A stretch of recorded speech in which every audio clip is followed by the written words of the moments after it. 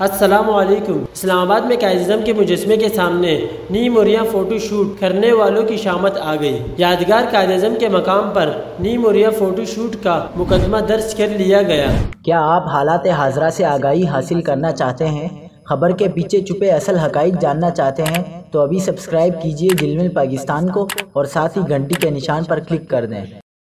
آپ کو بتاتے چلے کہ اسلام آباد کے تھانہ کوران نے مقدمہ شہری راشد ملک کی نوعیت میں درج کیا ہے۔ FIR کے متن کے مطابق لڑکے اور لڑکی نے قائد اعظم کے مجسمے کے سامنے غیر اخلاقی تصاویر بنائی اور ان تصاویر کو سوشل میڈیا پر بھی وائرل کیا گیا۔ اسلام آباد میں قابل اعتراض فوٹو شوٹ کرنے والے ملزمان کی تلاش جاری ہے۔ پاکستان میں مادر پدر آزادی کو فروغ دینے والی کوئی NGO یا عورت مارچ والی کوئی گروہ اس فعل کے پیچھے ہے تو اس کی پکڑ بھی کی جانی چاہیے۔